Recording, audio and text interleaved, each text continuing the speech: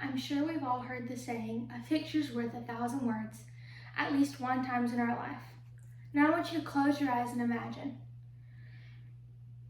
you being the author of a story, something that only you can capture just by one click of a button. Now open your eyes. That ability is possible with photography, which is one of my passions that I will speak to you about today. As a kid, I hated having my picture taken. I felt like my family was always asking me to take pictures at what I thought was some of the weirdest times, and I didn't really understand why. Not to mention, I felt like they were some of the worst pictures of me imaginable. There was always something off on my hair and no one told me. I felt like it was a really bad background, and then they would always put it on Facebook, and I would be so embarrassed because that's not how I wanted myself to be presented to the world. I knew that something was off, and I didn't know why, and I didn't know I had the power to change that narrative until now. When I was old enough to get a phone around the age of 13, I was taking pictures of absolutely everything. I had to clear my phone out at least 12 times during the year because of how many pictures I took. I even thought I was super cool when I was able to download apps to edit these pictures.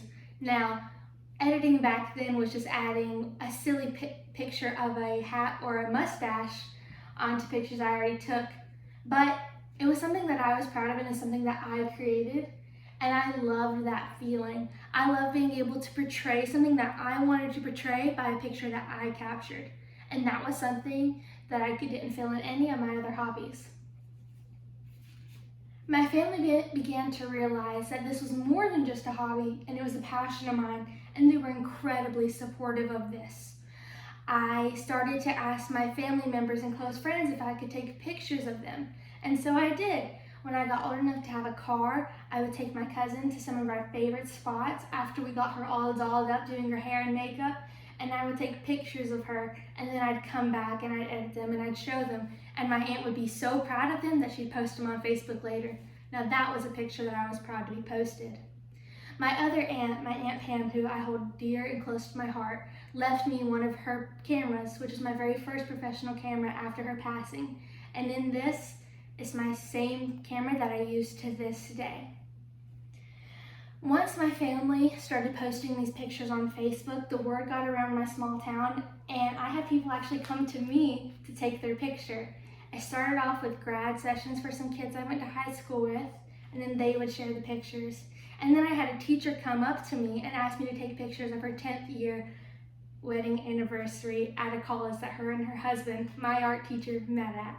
That was my first paid opportunity, and it was such an awesome experience. Watching them rekindle their love and be able to tell the story at the place where they met was something that was so awesome.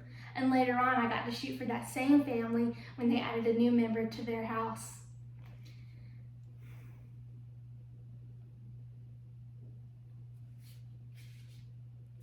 So where I'm at today in my photography is I am still paid for many sessions here and there, but I am also taking I've done so good!